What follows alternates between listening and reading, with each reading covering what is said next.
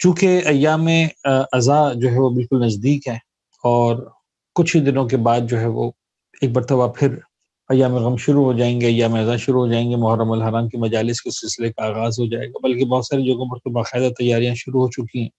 اور جب بھی ایام اضحیٰ آتے ہیں ہر سال ایک یہ خیال ضرور جو ہے وہ اس پر گفتگو ہوتی ہے، مختلف خطبہ، علماء، ذاکرین، اصحاب منبر اس موضوع پر بھی ڈسکس کرتے ہیں کہ فلسفہ اضحیٰ کیا ہے، محرم کی عزاداری کیوں، اور اگر بہت ہی ہم جسے کہتے ہیں نا کہ موضوع سے مختص کر کے بات کریں تو کیا یہ صرف ایک رسمی عزاداری ہونی چاہیے کہ ایک رسم ہے جو ہم ہر سال پوری کر دیتے ہیں، اور کیا اس رسم کے علاوہ اس کے اندر اور کچھ نہیں ہے؟ اور سوال پیش کرنے کا یہ انداز ہی اس طرح کا انداز ہے کہ پہلے مرحلے میں ہر سوال سننے والا وہ پیچھے ہٹ جاتا ہے اور کہتا ہے کہ نہیں، یہ تو نہیں ہو سکتا کہ جو ہے وہ ایام اضحیٰ صرف اس لیے ہو کہ ہم ایک عزاداری کی رسم کو پورا کریں اور بات ختم ہو جائے، بلکہ اس کا کوئی نہ کوئی مقصد ہونا چاہیے، کوئی نہ کوئی اس کا ہدف ہونا چاہیے، کوئی نہ کوئی ایسا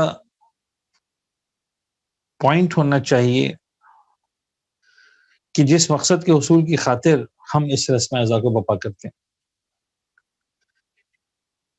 عزیزان، ایک بہت چھوٹا طالب علم ہونے کے ناطے ان دسیوں سالوں کے مباحثات، مطالعات اور خاص طور پر علماء کرام کے ساتھ مذاکرات اور مباحثات، جن نتائج پر ہم پہنچے ہیں اس میں میں چاہ رہا ہوں کہ جتنا کھل کر سوال کیا اتنا ہی کھل کر جواب دیا جائے، کہ یہ جو سوال پوچھنے کا انداز ہے کہ کیا یہ ایام اضحیٰ صرف رسم اضحیٰ کے لیے ہے؟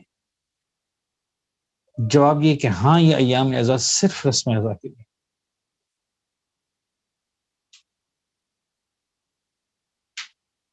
اس کے علاوہ اگر کوئی مقصد نہیں ہے میرا، تب بھی میں اپنی ذمہ داری پوری کرتا ہوں۔ اچھا، بڑا مشکل لگتا ہے پہلی مرتبہ سننے میں کہ یہ آپ نے کیا بات کر دی، ایسا کیسے ہو سکتا ہے کہ بس محرم کے ایام ہے تو مولا حسین کا غم ہے تو مجھے بس رونا ہے، گریہ کرنا ہے، اور بس گریہ کرنا کیوں؟ اس لیے کہ گریہ کرنا، اس لیے کہ امام حسین پہ گریہ کرنا ہے، ایسے ہی، اور کچھ نہیں، جواب ہے کیا؟ اور کچھ نہیں، اس لیے کہ گریہ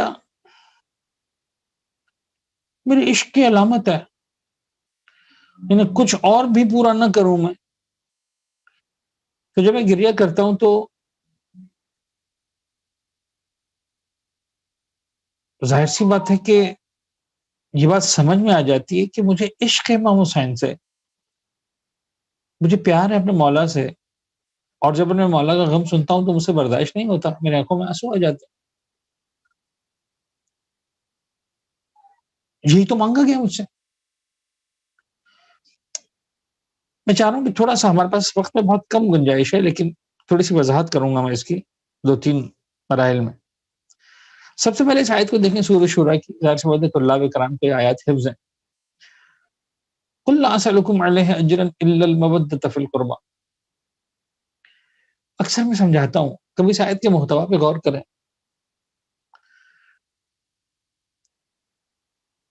لا اسألکم علیہ اجرا، پیغمبر کرم ارشاد فرما رہے ہیں مجھے کچھ نہیں چاہیے، لا اسألکم، میں کسی چیز کا سوالی نہیں ہوں، علیہ، اس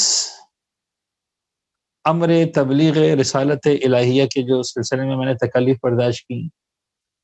اچھا، کتنی تکالیف برداشت کی ہے پیغمبر کرم؟ یہ خود ایک مجلس ہے۔ پہلے دن سے لے کر 13 سال بعثت کے جو پیغمبر اکرم نے مکہ مکرمہ میں گزارے، آپ کیا سمجھتے ہیں کم تکالیف ہیں؟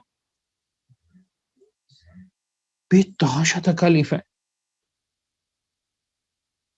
کس کس طرح سے پیغمبر اکرم کو اذیت نہیں دی گئی، سر سے پیر تک لہو لہان نہیں کر دیا گیا، پیغمبر کے راستے میں کس کس طرح سے کانٹے نہیں بچھائے گئے، کتنی تکلیفوں سے پیغمبر گزرے. پیغمبر کے سامنے بعض اوقات ایک صاحب مقصد انسان کے لیے خود قربانی دینا آسان ہوتا ہے، لیکن پیغمبر کے سامنے جناب عمار کے والد بزرگوار کو شہید کیا جا رہا ہے، جناب یاسر کو، جناب سمیہ کو بدترین اذیتوں سے گزارا جا رہا ہے پیغمبر کے ان ساتھیوں اور اصحاب کو کہ جو پیغمبر اکرم پر ایمان لا رہے ہیں، عہد کی باتیں کر رہے ہیں. شیب ابی طالب، جناب ابو طالب کا اس دنیا سے رخصت ہونا، جناب خدیجہ طاہرہ سلام اللہ علیہا کے اس دنیا سے رخصت ہونا، یہ کم مصائب ہیں؟ یا رسول اللہ کچھ نہیں چاہیے، نہیں کچھ نہیں چاہیے. ہجرت کر کے مکہ مکرمہ سے مدینہ منورہ آ گئے. کن کن اذیتوں سے اللہ کا رسول نہیں گزرا مدینہ منورہ آنے کے بعد. بدر ہے، احد ہے، ایک کے بعد ایک شہادتیں، عظیم ترین اصحاب کی شہادتیں، عزیز ترین اقربا کی شہادتیں. یا رسول اللہ کچھ نہیں چاہیے، کچھ نہیں چاہیے. لا اسألکم علیہ اجرا. یعنی 23 سال گویا گزرنے کے بعد آئے ہیں نا وہ مشرکین مکہ جو مسلمان بن چکے ہیں، وہ کفار مدینہ جو مسلمان بن چکے ہیں. اے محمد بہت تکلیفیں برداشت کی، بتائیے کیا چاہتے ہیں؟ قل لا اسألکم علیہ اجرا، کچھ نہیں چاہیے مجھے. اچھا ایک چھوٹا سا خیال ہے میرا، ممکن ہے خیال غلط ہو، مجھے لگتا ہے کہ شاید بطور کلی خیال صحیح ہے کہ اگر پیغمبر اکرم سے سوال پوچھا گیا ہوتا اور پیغمبر اکرم خود جواب دیتے تو فرماتے لا اسألکم علیہ اجرا الا التقوی مثلا. پیغمبر کو شاید یہی فرمانا چاہیے تھا، مجھے کچھ نہیں چاہیے، ہاں کوئی دینا چاہتے ہو تقوی اختیار کرو. یعنی یہ سب میں نے تکلیفیں برداشت ہی اس لیے کی ہیں کہ تم راہ خدا پر آ جاؤ، راہ نجات پر آ جاؤ، راہ ہدایت پر آ جاؤ، راہ فلاح پر آ جاؤ، رستگاری اختیار کرو، پروردگار عالم کے بندے بن جاؤ. میں نے اس کے علاوہ اور کیا چاہیے مجھے؟ تو کچھ نہیں چاہیے. یعنی ایک باپ بھی اگر اپنے بچے کو پالتا ہے اسکول کالج اور بچہ فرض کرنے اذیت دے رہا ہے، تکلیفیں دے رہا ہے، نہیں پڑھ رہا ہے، جب بڑا ہو گیا سمجھدار ہو گیا کہنے لگا بابا آپ نے بہت تکلیفیں برداشت کی، آپ مجھ سے کیا چاہتے ہیں؟ باپ کیا کہتا ہے؟ باپ یہ کہتا ہے نا کہ بیٹا مجھے کچھ نہیں چاہیے، مجھے صرف یہ چاہیے کہ تم پڑھ لکھ جاؤ، اچھا کاروبار کر لو، اچھا محنت کر لو، اچھی زندگی گزارو، یہی میری محنتوں کا اجر ہے. ایک عام شریف باپ جو ہے وہ اپنی سگی اولاد سے کوئی اجرت نہیں مانگتا تو اللہ کا رسول کیا اجرت مانگے گا اہل مکہ سے، اور کیا دے سکتا ہے اہل مکہ؟ دو نکات یہاں پر بڑے امپورٹنٹ ہے اور وہ دونوں ایک ہی کے اندر مضمر ہیں. وہ یہ کہ یہ جواب پیغمبر کی زبان سے دلوایا گیا لیکن پیغمبر کا جواب نہیں ہے. پیغمبر کا جواب ہوتا تو شاید یہی ہوتا قل لا اسألکم علیہ اجرا الا التقوی، مجھے تم سے نہیں چاہیے سوائے تقوی کے کچھ بھی، تم انسان کے بچے بن جاؤ، آسان الفاظ میں بات کرو، تم انسان بن جاؤ، اس کے علاوہ کچھ نہیں چاہیے. شروع میں قل لگا دیا، اے محمد ہم کہہ رہے ہیں کہ تم کہو. جواب محمد کی زبان سے ہے، محمد کا جواب نہیں، پروردگار کہلوانا. یعنی خدا جانتا ہے کہ اس وقت پیغمبر اکرم یہی کہیں گے، نہیں تم یہ مت کہو، اب ہم کہیں گے لا اسألکم علیہ اجرا الا المودۃ فی القربى. کیسے ہو سکتا ہے؟ خدا نے متعلق کہے گا مجھے پتا ہے کیا کہنا ہے. پیغمبر کہتے کہتے نماز پڑھ لو، روزے رکھ لو، تقوی الہی اختیار کر لو، رب العزت کے بندے بن جاؤ، بندگی کر لو. تمہاری نمازیں بعد میں، تمہارے روزے بعد میں، تمہارا حج و زکوٰۃ بعد میں، تمہاری ساری عبادات سب کچھ بعد میں. تم اگر اجر رسالت دینا چاہتے ہو، پروردگار عالم پیغمبر کی زبان سے کہہ رہا ہے الا المودت. یہ مودت کیا ہے؟ عشق یعنی میں نماز پڑھ رہا ہوں یا نہیں پڑھ رہا ہوں یہ بات کا مرحلہ ہے، میں روزہ رکھ رہا ہوں کہ نہیں رکھ رہا ہوں وہ بات کا مرحلہ ہے، میں باقی عبادات کو انجام دے رہا ہوں کہ نہیں دے رہا ہوں وہ بات کا مرحلہ ہے۔ خدا نے مجھے کہہ رہا ہے کہ دیکھو اگر پیغمبر کا اجر رسالت کچھ ہے تو وہ عشق کے علاوہ کچھ نہیں۔ اب جب عشق آ گیا تو سرکار یاد رکھیں، عشق کے اندر ہنسنا عشق کی علامت نہیں ہے، گریا عشق کی علامت ہے۔ مجھے ایمانداری سے بتائیے، مولانا حسین کی عزاداری پر جو ثواب کا تذکرہ ہے، ہم جب رو رہے ہوتے ہیں مولانا حسین پر گریا کر رہے ہوتے ہیں، ایمانداری سے جو بھی مولا کا عزادار، خدا ہر ایک کے آنسوؤں کو قبول کرے۔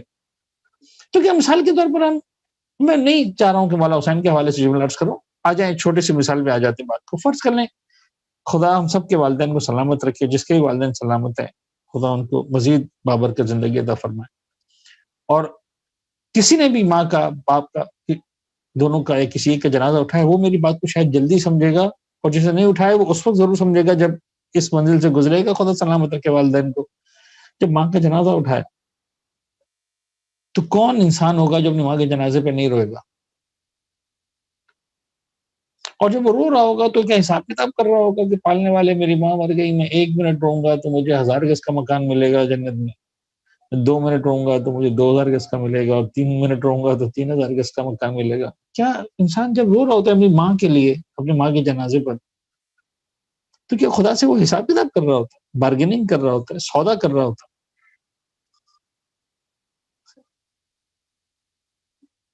کوئی بھی انسان آپ کو آ کے روک دے، یار تم کیوں رو رہے ہو، کہ تمہارا رونا بے مقصد ہے، اس رونے کا مقصد کیا ہے؟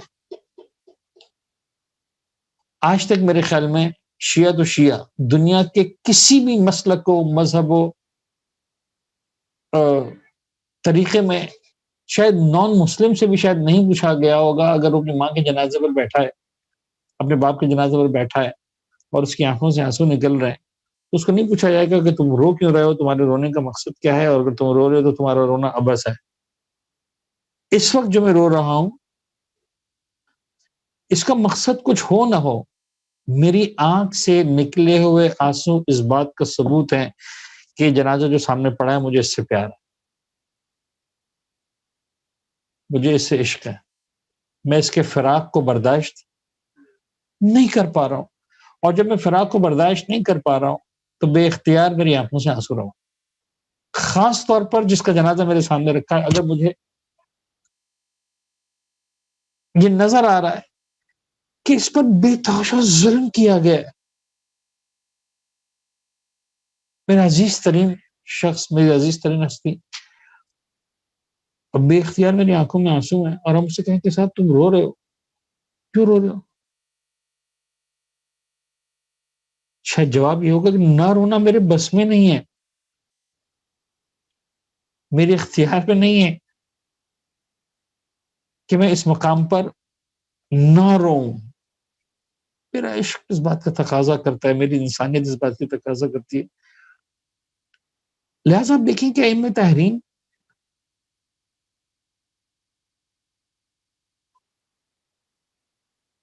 واقعہ کربلا کے بعد سے مولانا سید سجاد کرجا فرماتے رہے، کسی مقام پر مجھے نظر نہیں آیا کہ امام نے خود یا کسی رونے والے کو روک دیا ہو کہ تم اگر ابا سے رو رہے ہو تو بیکار رو،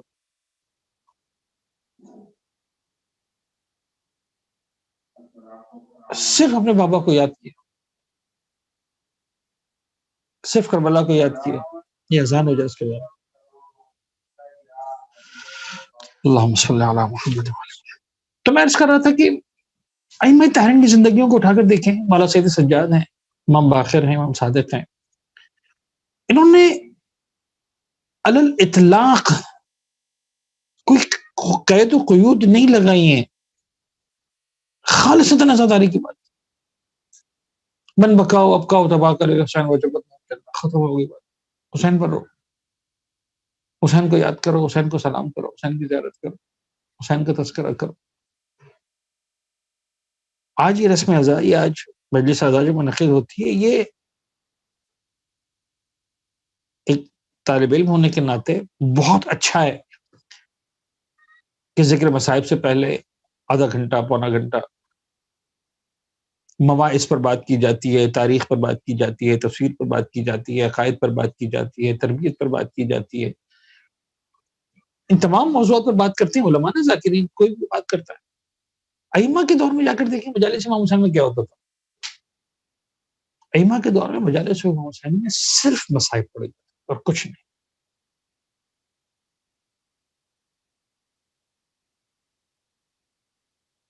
ائمہ طاہرین جب مولا حسین کے ذاکرین کو بٹھاتے تھے، مولا حسین پر مصائب پڑھے جاتے تھے، خود نیچے بیٹھے ہوتے تھے، تو وہ ذاکر کیا امام کو سکھاتا تھا کیا بیٹھ کر؟ امام کہتے تھے مصائب پڑھ. وہ مصائب پڑھتا تھا. کیا کوئی نئے مصائب پڑھتا تھا؟ کوئی مصائب بھی نہیں پڑھتا تھا. ظاہر سی بات ہے کہ وہی ساری باتیں پڑھتا تھا جو اہل بیت نے اس کو بتائی تھی، اور سید سجاد نے بتائی ہوں گی، خانواد عصمت کے افراد نے جو بتائی تھی باتیں، مورخین نے جو بتائی تھی، وہ انہیں کو پڑھتا تھا. کریا ہوتا تھا، آنسو بہائے جاتے تھے. یعنی یہ معراب ہے جو چاند کے لیے جو ہے وہ انتظار کرتے ہیں کہ اناؤنسمنٹ ہو جائے، فلاں کمیٹی اناؤنس کر دے اور فلاں لوگ اناؤنس کر دیں. اہل مدینہ کہتے تھے ہمیں پورے سال 11 مہینے جو ہے وہ چاند کے لیے مثال کی طرف ڈھونڈنا پڑتا تھا، نکلنا پڑتا تھا. محرم کے چاند کے لیے نکلنا نہیں پڑتا تھا.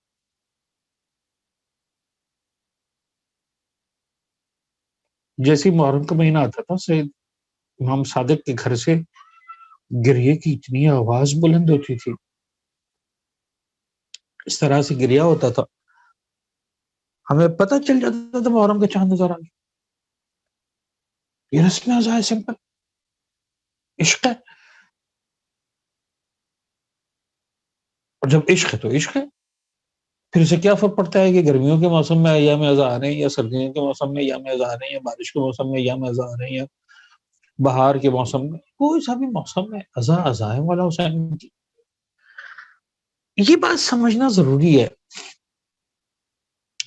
کہ لفظ رسم کہنے کے بعد بعض اوقات عوام الناس، بعض اوقات حتی علماء، ذاکرین، خطباء رسم کہہ کر، لفظ رسم استعمال کر کے مطلب اس کی اہمیت کو ختم کرنے کی کوشش کرتے ہیں. سوال کا انداز ایسا ہوتا ہے، کیا رسمی عزاداری کرو گے؟ جواب یہ ہے کہ سینہ تان کے کہو کہ ہاں مجھے رسمی عزاداری کرنی ہے. مجھے اہل بیت سے 1400 سال سے چل رہا ہے نا، وہ رسمی عزاداری چل رہی ہے، اور رسم ہے اس لیے باقی ہے. یہ بھی یاد رکھیے گا، رسم ہے اس لیے باقی ہے. اگر رسم نہ ہوتی تو باقی بھی نہ رہتی. بڑی اہم بات ہے. یعنی یہ تو وہ موضوعات ہیں کہ جن پر میرا دل چاہتا ہے کہ ہمارے اسٹوڈنٹس ریسرچ کریں، آرٹیکلز لکھیں، ریسرچ پیپرز لکھیں. دنیا میں اتنے بڑے بڑے واقعات ہوئے ہیں، جب اس کے ساتھ کوئی رسم منسوب نہیں کی جاتی تو واقعات ختم ہو جاتے ہیں، مٹ جاتے ہیں، یاد نہیں رہتے، بھلا دیے جاتے.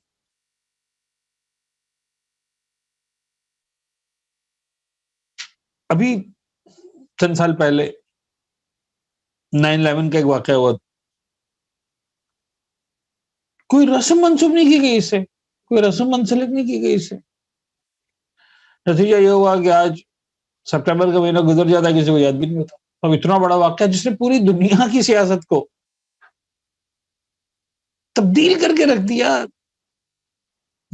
دنیا کے پورے مزاج کو تبدیل کر کے رکھ دیا، اتنا زیادہ امپیکٹ. میں صحیح غلط کی بات نہیں کر رہا، کون مجرم کون مجرم نہیں، اس کی بات نہیں کر رہا، کلی بات کر رہا. کوئی رسم نہیں تھی، بھول کے لو. حسین بن علی کی ایسا کیوں نہیں بھولے؟ اس لیے کہ رسم گریا کی بنیاد رکھی تھی زینب کبریٰ نے. مجھے ایک روایت بتائیے نا کہ شام کے زندان میں رہائی سے پہلے شہزادی زینب نے کہا کہ ہم رہائی قبول نہیں کریں گے جب تک یہ فیصلہ نہ ہو کہ حق پہ کون تھا، باطل پہ کون تھا.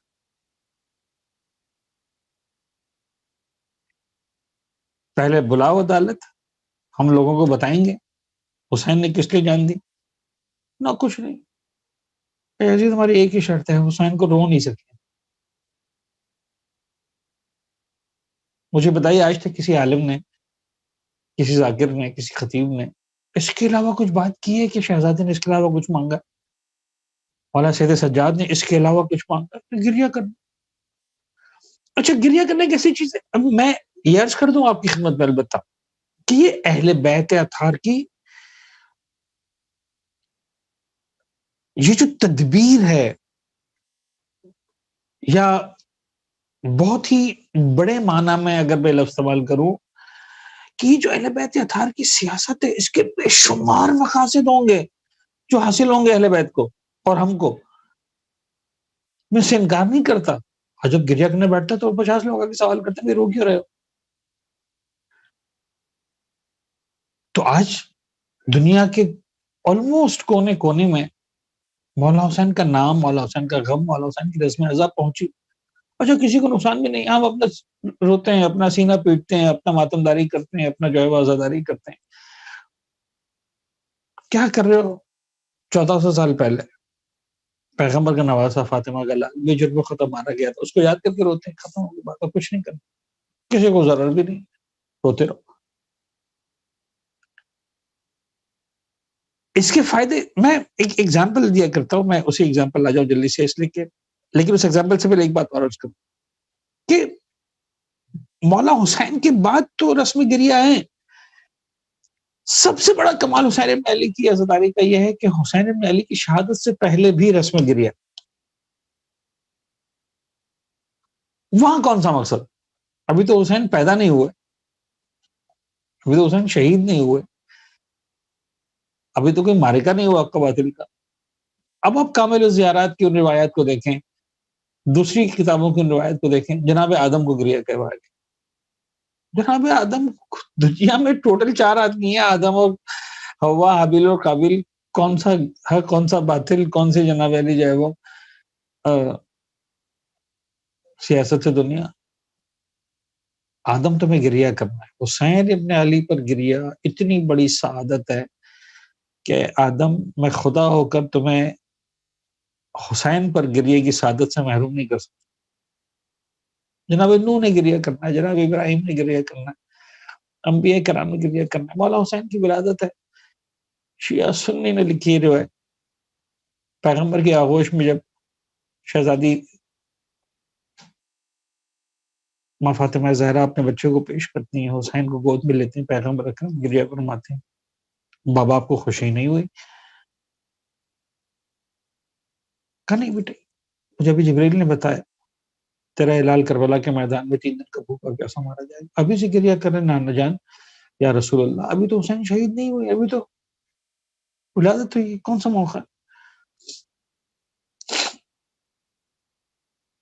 حسین کی رسم گریہ شہادت سے پہلے بھی ہے. یہ اہم ترین نقطہ ہے اس بات کو سمجھانے کے لیے کہ حسین ابن علی کے لیے گریہ بما ہوا گریہ مقصود ہے.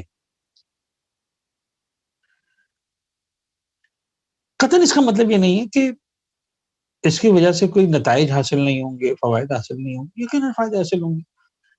یہ وہی والی بات ہے جو میں نے بار آپ سے عرض کی. ماں کے میت پہ اگر میں رو رہا ہوں تو میں تو اپنی عقیدت کا اظہار کر رہا ہوں، اپنے عشق کا اظہار کر رہا ہوں. پروردگار کو یہ انداز اگر پسند ہوگا کہ انسان اپنی ماں سے پیار کرے، محبت کرے، تو خدا مجھے اس کا اجر بھی دے گا. میں جو رو رہا ہوں ماں کے جنازے پر، وہ اجر کے لیے نہیں رو رہا ہوں، میں دیانت داری کے ساتھ اپنے عشق کے اظہار کے لیے رو رہا ہوں. اور دنیا کا کوئی بھی انسان اگر ان ماں باپ کے جنازے پہ رو رہا ہے تو وہ اپنے عشق کے اظہار کے لیے رو رہا ہے. لوگ خود ہی سمجھتے رہیں گے اس کو اپنی ماں سے بڑا پیار تھا، اس کو اپنے بابا سے بڑا پیار تھا، یہ بڑا اٹیچ تھا اپنی ماں سے، بڑا جو ہے وہ ان کی آپس میں قربت تھی، محبت تھی. جو بھی دنیا سمجھتی ہے، جو بھی میں اپنے عشق کے اظہار کے لیے. میں ایک مثال دیا کرتا ہوں بچوں کو سمجھانے کے لیے. آپ تو خیر بزرگان ہیں، اکثر میں نے مثال دیا. میں چاہ رہا ہوں کہ اس مثال کو، اس کی ساری بہت ساری، کہتے ہیں نا مثال میں مناقشہ نہیں ہوتا، لیکن بہت ساری حد تک مناقشہ ملے گا. اپنا یعنی گنجائش ہے، آپ اس کے اندر آگے تک جا کے سوچیں. مثلا اکثر میں نے اپنے طلاب کے سامنے یا مجالس میں مومنین کے سامنے کہا کہ بھئی آپ کو سب سے زیادہ پسندیدہ پھل کون سا؟ تو پاکستان میں جو ہے وہ 90%، 95% لوگ کہتے ہیں کہ جو پسندیدہ ترین پھل ہے وہ آم. صحیح. کیوں پسند ہے آپ کو؟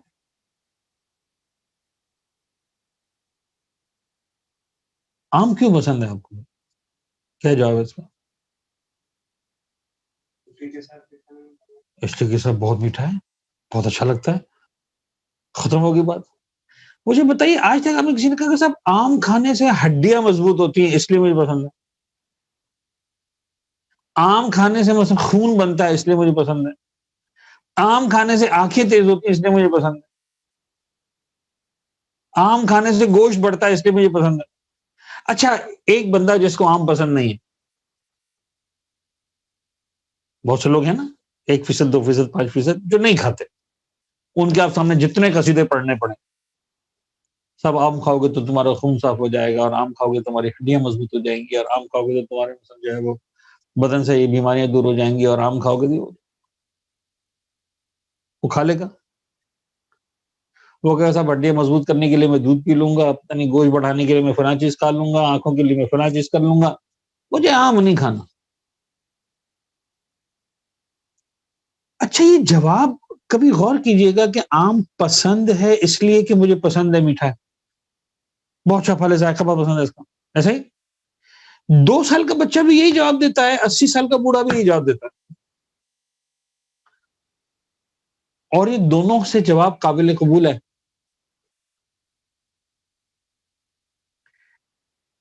جاہل بھی یہی جواب دیتا ہے، پڑھا لکھا ڈاکٹر بھی یہی جواب دیتا ہے. آپ یہ نہیں کہتے کہ ڈاکٹر صاحب آپ پڑھے لکھے انسان ہو، آپ کو یہ ذہن نہیں دیتا کہ آپ کے مجھے آم پسند ہے اس لیے کہ آم اچھا ہے، آپ پسند. آپ ڈاکٹر ہیں، پڑھے لکھے ہیں، تو آپ کا جواب کچھ اور ہونا چاہیے. اس کے اندر وائٹامنز ہیں، اس کے اندر پتہ نہیں یہ ہے، اس کے اندر پاپا مجھے پسند ہے.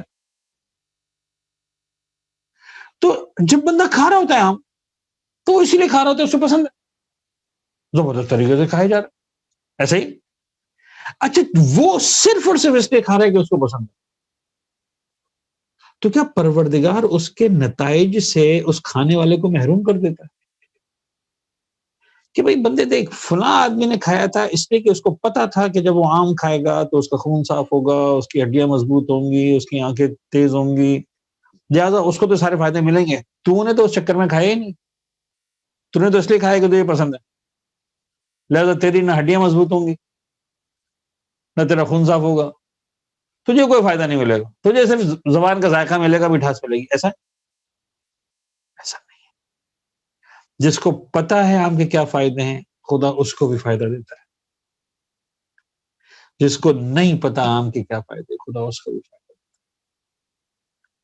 ہے. مجھے آم اس لیے پسند ہے کہ مجھے پسند ہے، ذائقہ پسند، ختم ہوگی بابا. اس کے لیے کسی خاندان میں پیدا ہونا ضروری نہیں ہے، اس کے لیے کسی خاص زمانے میں پیدا ہونا ضروری نہیں ہے.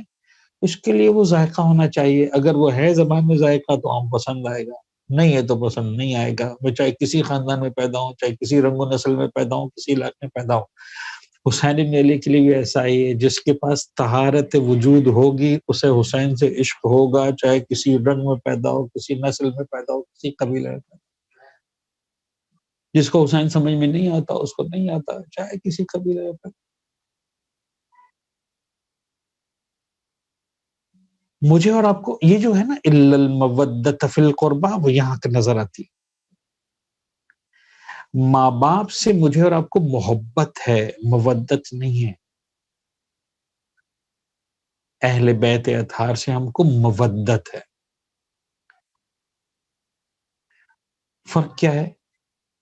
فرق یہ ہے کہ اگر کسی کی ماں کا انتقال 20 سال پہلے ہوا ہے نا، تو 20 سال کے بعد وہ چاہے بھی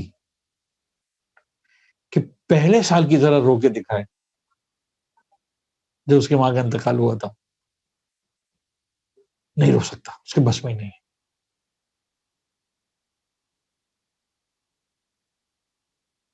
حسین ابن علی کی مودت ہے. جیسا زندگی میں پہلی بار رویا تھا، اگلے سال اسے اور زیادہ روتا. اس کے اگلے سال اور زیادہ روتا ہے، اس کے اگلے سال اور زیادہ روتا ہے. پھر آپ کو سمجھ میں آئے گا، کچھ بوڑھے آپ کو ملتے ہیں جن کی زندگیاں گزر گئی ہوتی ہیں حسین پر روتے روتے. ان کو بعض اوقات فرش ازا کی ضرورت بھی نہیں پڑتی. وہ حسین کا نام سنتے ہیں، حسین کا روضہ کی تصویر دیکھتے ہیں، حسین بن علی کا نام لیتے ہیں. یہ وہ کیفیت ہے جب حسین انسان کی رگوں میں خون بن کے دوڑتا ہے.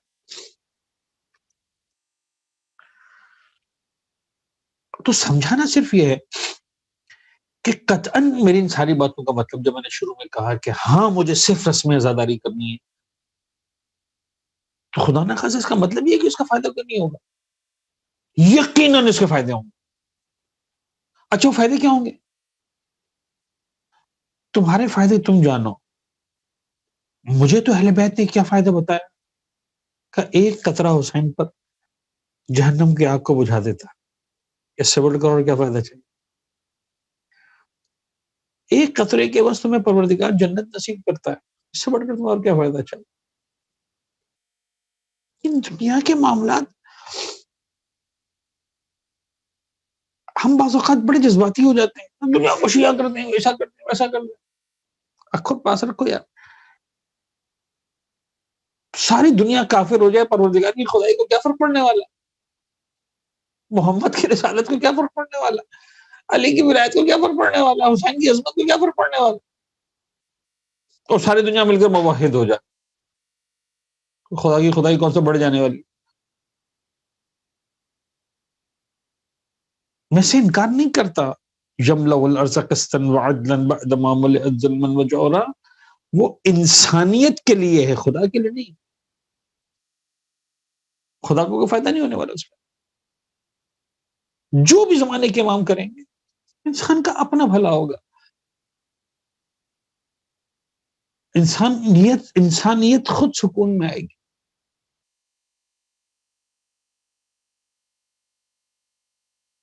اہل بیت اطہار کا کمال یہ ہے اس کے اندر کہ اس رسم ازا کو رسم ازا بنایا اور باقاعدہ زندہ کیا،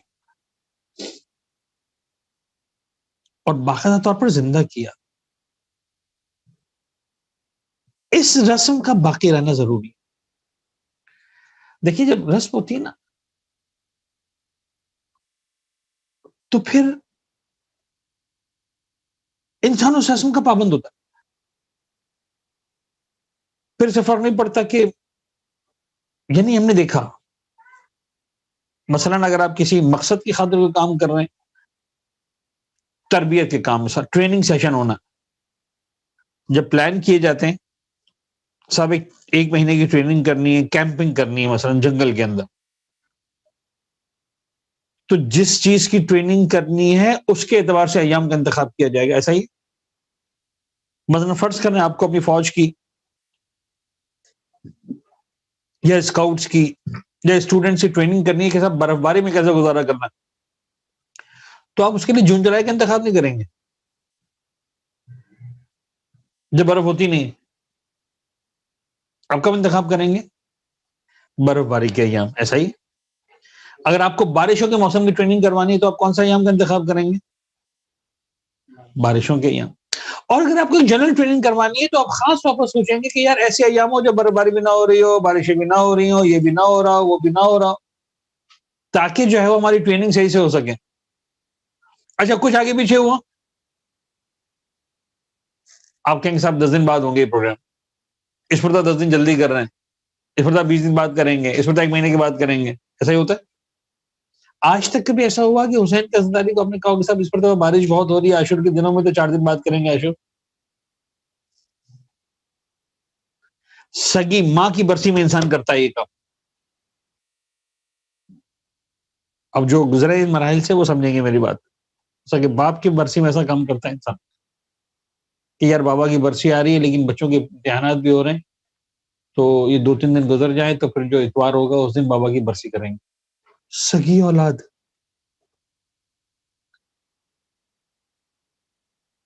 اپنے باپ کی برسی کو 4 دن مؤخر کرنے پہ تیار ہو جاتی ہے. سنگی اولاد اپنی ماں کی برسی کو 5 دن معجل یا مؤخر، جلدی یا دیر کرنے پہ تیار ہو جاتی ہے. آج تک کسی نے حسین میں لیکن ایسا کیا کہ اس مرتبہ جو ہے وہ حسین کا غم جو ہے وہ عاشور جو ہے وہ پہلے منا لوں گا بعد میں. عاشور ہے، ایام ازا ایام ازا. اس مرتبہ صاحب برفباری کے دن آ رہے ہیں تو 1 مہینہ دیر سے کر دیتے محرم کو. کبھی بھی نہیں ہو سکتا، کیونکہ اس کا تعلق عقل سے نہیں ہے، اس کا تعلق عشق سے ہے، اس کا تعلق دل سے ہے. قل لا اسألکم علیہ اجرا الا المودۃ فی القربى. موضوعات بہت سارے ہیں. شاعر اللہ کا جو لفظ استعمال ہوا ہے اس پر موضوع گنجائش نہیں کہ ہم شاعر اللہ کے لفظ کی تفصیل کے اندر جائیں. شعائر اللہ، اللہ کی نشانیاں. آیات، وہ بھی اللہ کی نشانی. میں آسان الفاظ میں سمجھاتا ہوں ہمیشہ اپنے بچوں کو، اسٹوڈنٹس کو. آیات ان نشانیوں کو کہتے ہیں جس کا تعلق عقل سے ہوتا ہے. شعائر ان نشانیوں کو کہتے ہیں جس کا تعلق دل سے ہوتا ہے. ماؤنٹ ایوریسٹ کو دیکھیں، K2 کو دیکھیں، اس کا تعلق عقل سے. اتنا عظیم پہاڑ، اس پہاڑی کا تذکرہ ہوگا، کہا جائے گا فی آیات. صفا اور مروہ کا تذکرہ ہوگا تو چھوٹی چھوٹی ٹیلیں، ایسے ہزاروں ٹیلیں پوری دنیا کے اندر بکھرے ہوئے. چھوٹی سی پہاڑی میں کیا کو پہاڑی بھی نہیں، جنہوں نے دیکھا وہ سمجھیں گے پہاڑی بھی نہیں صحیح طرح سے. ان الصفا والمروہ من آیات اللہ، نہیں، ان الصفا والمروہ من شعائر اللہ. اس صفا و مروہ کو دیکھ کر کس کو خدا یاد آئے گا؟ جس کا تعلق دل سے ہوگا. اس پہاڑی کو دیکھے گا، جناب ابراہیم کی اہلیہ یاد آئیں گی، جناب ہاجرہ یاد آئیں گی. دودھ پیتا اسماعیل یاد آئے گا، جناب ہاجرہ کا تڑپنا یاد آئے گا صفا اور مروہ کے اندر. کہے گا یار خدا کی خاطر کیا قربانی دی جناب ہاجرہ نے، کیا قربانی دی جناب ابراہیم نے، کیا قربانی دی جناب اسماعیل نے. ان پتھر کے ٹکڑوں کو دیکھو گے، اگر عشق ہوگا تو خدا یاد آئے گا، نہیں ہوگا تو یاد نہیں. یہ جو حمز الجنہ دیکھتے ہیں، علم دیکھتے ہیں، شبیہیں دیکھتے ہیں، تبرکات دیکھتے ہیں، ہم حسین ملی یاد آتے ہیں، اس کا تعلق عقل سے نہیں، اس کا تعلق عشق سے، دل سے. یہ ساری چیزیں ہم دیکھتے ہیں، ہمیں کربلا یاد آتی ہے. کسی شبی کو دیکھ کر ہمیں 18 سال کا قلیل جوان یاد آتا ہے. کسی شبی کو دیکھ کر ہمیں حسن کا قاسم یاد آتا ہے. کسی شبی کو دیکھ کر ہمیں 6 مہینے کا بچہ یاد آتا ہے. کسی شبی کو دیکھ کر ہمیں علمدار یاد آتا ہے. ہم فاطمہ زہرا کے گھرانے کے بچوں کا ماتم کرتے ہیں، گریہ کرتے ہیں. خدا سے دعا ہے کہ اہل بیت اطہار نے جتنی دیانت داری کے ساتھ، جتنی سچائی کے ساتھ، جتنی ایمانداری کے ساتھ، جتنی خلوص کے ساتھ، جتنی سادگی کے ساتھ یہ رسم ازا بپا کی، اور یہ رسم ازا اپنے اصحاب تک، نسلوں تک، دنیا کے کونے کونے تک پہنچانے میں اپنا کردار ادا کیا.